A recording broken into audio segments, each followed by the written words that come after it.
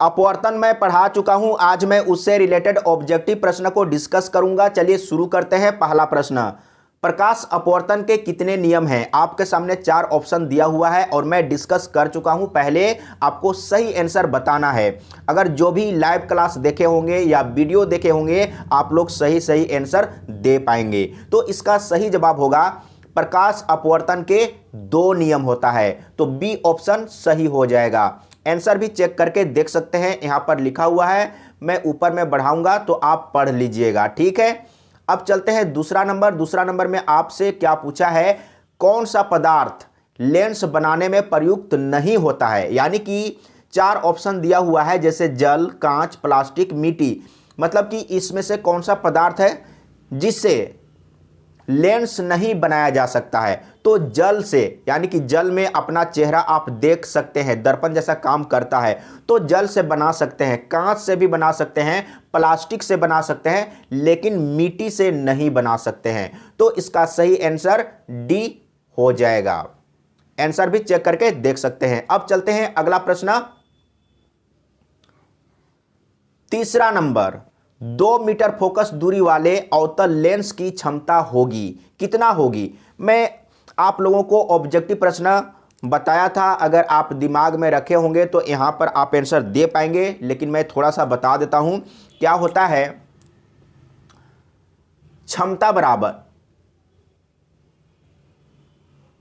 Power बराबर होता है 1/f। तो f कितना है? 2 मीटर है ना? 2 मीटर है, तब आप यहां पर क्या करेंगे, 1/2 रखेंगे। 1/2 का मतलब क्या हुआ? आधा, यानी कि 0.5। लेकिन यहां पर कौन सा लेंस है? अवतल लेंस है, तो क्षमता जो होगा, वो पावर होगा, वो माइनस में होगा, ठीक है। तो 0.5 डायोप्टर माइनस में, यानी कि ए ऑप्शन सही हो जाएगा, ठीक है। ए ऑप्शन सही हो जाएगा। क्लियर हो चुका होगा? तो देखते हैं, आंसर चेक कर लीजिए, ए ऑप्शन सही है। अब चलते हैं अगला प्रश्न, 4 नंबर। देखिए, इसी तरह का प्रश्न एग्जाम में आता है। शब्दकोश के छोटे अक्षरों को पढ़ने के लिए किस लेंस का उपयोग होता है? यानी कि छोटा छोटा अक्षर को पढ़ने के लिए कौन सा लेंस का इस्तेमाल करेंगे, ये आपसे पूछा है। तो इसका सही आंसर क्या होगा, आपको देने का प्रयास करना है। मैं बता देता हूं, उत्तल लेंस। यानी कि छोटे छोटे अक्षर को देखने के लिए अगर नहीं पढ़ा रहा है तो उसको पढ़ने के लिए उत्तल लेंस का इस्तेमाल करेंगे, ठीक है। अब चलते हैं अगला प्रश्न, 5 नंबर। इसी तरह का प्रश्न पूछा जाता है ऑब्जेक्टिव में। जब प्रकाश की किरण विरल माध्यम से सघन माध्यम में जाती है, तब आपतन कोण से अपवर्तन कोण होता है। क्या होगा? सबसे पहले समझिए, विरल माध्यम से सघन माध्यम में जाता है तो अभिलंब के तरफ मुड़ जाएगा, तब आपतन कोण, क्या बोला है, आपतन कोण से अपवर्तन कोण क्या होगा? यानी कि आपतन कोण से अपवर्तन कोण छोटा होगा, क्योंकि प्रकाश की किरण अभिलंब की तरफ मुड़ जा रहा है, तो क्या होगा? छोटा होगा। यहां पर एक बार समझने का प्रयास करिए, ठीक है। एक बार समझ लीजिए। जैसे यहां पर मैंने एक लाइन खींच लिया और एक प्रकाश की किरण इस तरीके से आ रही है, यहां पर अभिलंब है, तो अभिलंब की तरफ मुड़ गया, तो यहां पर कोण ज्यादा है, यहां पर कम है, तो क्या होगा? अपवर्तन कोण छोटा होगा, ठीक है ना। फिगर अच्छा से नहीं बन पाया, लेकिन इस तरीके से आपको समझना है। तो क्या होगा? छोटा। बी ऑप्शन सही है। आंसर भी देख सकते हैं, राइट है ना। अब चलते हैं अगला प्रश्न, 6 नंबर। इसी तरह का प्रश्न पूछा जाता है। जब प्रकाश की किरण सघन माध्यम से विरल माध्यम में जाती है, तब आपतन कोण से अपवर्तन कोण होता है, बड़ा होता है। कैसे बड़ा होता है? एक बार फिर से यहां पर आप समझने का प्रयास करिए। जैसे एक लाइन आप ले लिए, ठीक है। एक प्रकाश का किरण आया और यहां पर अभिलंब लेना है, तो अभिलंब थोड़ा अच्छा से लेंगे। मैंने यहां पर अभिलंब ले लिया, तो क्या होगा? इस बार अभिलंब से दूर हो जाएगा। तो देखिए, ये वाला कोण क्या है? ज्यादा है। ये है आपतन कोण, ये है अपवर्तन कोण, तो अपवर्तन कोण क्या है? ज्यादा है, ठीक ना। तो आपतन कोण से अपवर्तन कोण क्या होगा? ज्यादा, यानी कि बड़ा होगा, ठीक है। जब प्रकाश की किरण सघन माध्यम से विरल माध्यम में जाती है तो अभिलंब से दूर हो जाती है, तब अपवर्तन कोण क्या होगा? बड़ा होगा ना। तो यहाँ पर देखिए ए ऑप्शन सही हो जाएगा। इसी तरह का प्रश्न आता है, आपको अच्छा से समझना है, समझने का प्रयास करना है, ठीक है। अब चलते हैं अगला प्रश्न 7 नंबर। 7 नंबर में क्या है, जब आपतन कोण का मान क्रांति कोण के बराबर होता है तब अपवर्तन का कोण होता है। मैं इसको डिस्कस नहीं किया हूं, इसको मैं अच्छा से एक बार डिस्कस कर दूंगा। तो इसका सही जवाब होगा 90 डिग्री। याद रखिएगा, क्या है प्रश्न, जब आपतन कोण का मान क्रांति कोण के बराबर होता है तब अपवर्तन का मान यानी कि अपवर्तन का कोण होता है, कितना होता है, 90 डिग्री होता है। याद रखिएगा, ठीक है। अगला प्रश्न है 8 नंबर में, पानी में हवा का बुलबुला चमकीला दिखाई देता है, इसका कारण प्रकाश का क्या है, क्या होता है। मतलब कि प्रकाश का कौन सा कारण के चलते पानी में बुलबुला चमकता है, चमकीला दिखाई देता है ना। या आपसे इसी में पूछा जा सकता है, हीरा क्यों चमकता है, तो पूर्ण आंतरिक परावर्तन के कारण। तो इसका भी आंसर वही होगा, पूर्ण आंतरिक परावर्तन के कारण। सी ऑप्शन सही है। क्लियर है ना। अब चलते हैं 9 नंबर। 9 नंबर में उत्तल लेंस के सामने एक वस्तु को कहां रखा जाए कि प्रतिबिंब आभासी, सीधा एवं आवर्धित बने। तो क्या होगा इसका सही जवाब, सीधा बनना चाहिए, आभासी यानी कि काल्पनिक बनना चाहिए, और आवर्धित यानी कि बड़ा। तो एक ही कंडीशन है फोकस और लेंस के बीच में। तो देख लीजिए कहां पर है, लेंस तथा फोकस के बीच में, ए ऑप्शन सही है। अब चलते हैं नेक्स्ट 10 नंबर। इसमें क्या है, किसी उत्तल लेंस के सापेक्ष कोई बिंब किस स्थिति पर रखा जाए कि उसका वास्तविक उल्टा तथा बराबर आकार का प्रतिबिंब प्राप्त किया जा सके। तो इसका सही जवाब क्या होगा, जैसे अवतल दर्पण में हम लोग पढ़े थे, वक्रता केंद्र में रखेंगे तो वक्रता केंद्र पर ही बनेगा और बराबर बनेगा। उसी तरीके से लेंस में वक्रता केंद्र को 2f1 या 2f2 कहते हैं। तो इसको रखना होगा, क्या लिखा हुआ है सबसे पहले पढ़िए, लेंस तथा उसके फोकस के बीच में, फोकस पर, फोकस दूरी से दुगुनी दूरी पर। यानी कि लेंस में वक्रता केंद्र जो होता है उसको हम लोग क्या कहते हैं, फोकस दूरी से दुगुनी दूरी। यानी कि एक तरफ लेफ्ट साइड में 2f1 और राइट साइड में 2f2, यानी कि 2f1 में रखेंगे तो उसका प्रतिबिंब कहां पर बनेगा, 2f2 में बनेगा। तो इसको मतलब आप वर्ड में कैसे लिखेंगे, फोकस दूरी से दुगुनी दूरी पर। तो सी ऑप्शन सही हो जाएगा। मैं डिस्कस कर चुका हूं, आप लोगों को क्लियर हो रहा होगा। तो क्लियर है। अब चलते हैं 11 नंबर। उत्तल लेंस का फोकस दूरी 25 सेंटीमीटर है, उसकी क्षमता होगी, क्षमता निकालना है। मैं अभी जस्ट आप लोगों को बताया, मैं फिर से एक बार यहां पर बता देता हूं। तो सबसे पहले आपको क्या करना है, 25 सेंटीमीटर है ना, उसको आप मीटर में बदलिए। कैसे बदलेंगे, तो आपको 100 से डिवाइड करना होगा। तो कितना हो जाएगा, काटेंगे 25 एकम 25, 25 चौके 100, यानी कि 1/4। ठीक है। अब आपको क्या करना है ना, देखिए 1/4 आया ना। क्षमता का फॉर्मूला क्या होता है, क्षमता का फॉर्मूला होता है 1/f, और f का वैल्यू कितना आया, 1/4।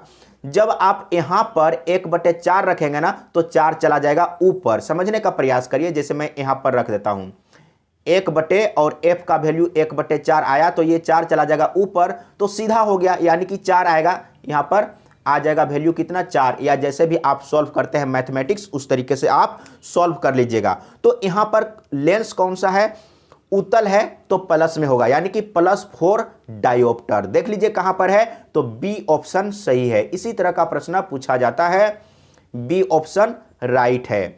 अगला प्रश्न, और यहां पर एक्सप्लेन में लिखा हुआ है उत्तल लेंस का क्षमता हमेशा धनात्मक होता है। 12 नंबर में, एक अवतल लेंस की फोकस दूरी 20 सेंटीमीटर है, तो इसकी क्षमता होगी। अब यहां पर फिर से एक बार थोड़ा सा समझ ही लीजिए। जैसे आप सबसे पहले 20 सेंटीमीटर को आप चेंज करेंगे मीटर में, तो कितना हो जाएगा, आपको 100 से डिवाइड करना होगा। तो 20/100 यानी कि 20 एकम 20 और 20/100, 1/5 आया ना, 1/5 याद रखिए। और पावर का फॉर्मूला होता है 1/f, 1/f, f के जगह में 1/5 रखेंगे ना तो ये 5 ऊपर चला जाएगा तो आ जाएगा 5, यानी कि 5 डायोप्टर। लेकिन अवतल लेंस है तो माइनस में होगा, तो कहां पर है, डी ऑप्शन सही है। इसी तरह का प्रश्न पूछा जाता है, डी ऑप्शन सही है। देख लीजिए अगला प्रश्न 13 नंबर में क्या पूछा है, किसी गोलीय दर्पण तथा किसी गोलीय लेंस दोनों की फोकस दूरियां -15 सेंटीमीटर हैं। दर्पण तथा लेंस संभवतः है, यानी कि दोनों का फोकस दूरी जो है ना वो -15 सेंटीमीटर है। तो दोनों क्या होगा, यानी कि जो लेंस है और जो दर्पण है वो क्या होगा, दोनों उत्तल होगा या दोनों अवतल होगा, दोनों क्या होगा, इस तरीके से पूछा जा रहा है। तो याद रखिए अवतल दर्पण में फोकस दूरी माइनस में होता है और अवतल लेंस में भी फोकस दूरी माइनस में होता है, तो क्या हो जाएगा, दोनों अवतल। ए ऑप्शन सही है। ठीक है, आंसर में यहां पर एक्सप्लेन में देखिएगा क्या लिखा हुआ है, अवतल लेंस तथा अवतल दर्पण की फोकस दूरी ऋणात्मक होता है। तो ऋणात्मक दिया हुआ था -15 सेंटीमीटर, तो आपको समझना होगा। आगे क्या है, प्रकाश की किरणें गमन करती है। प्रकाश का किरण सीधी रेखा में गमन करता है, टेढ़ा मेढ़ा नहीं जाएगा, बिल्कुल सीधी रेखा में चलती है। तो देखिए ए ऑप्शन सही है, प्रकाश सीधी रेखा में गमन करती है, राइट है। अब यहां पर देखिए मैं यहां पर थोड़ा सा लिख के समझाऊंगा, यहां पर मोबाइल में इस तरीके से स्पष्ट लिखाता नहीं है। देखिए मैं पहला ऑप्शन को लिख के दिखा रहा हूं,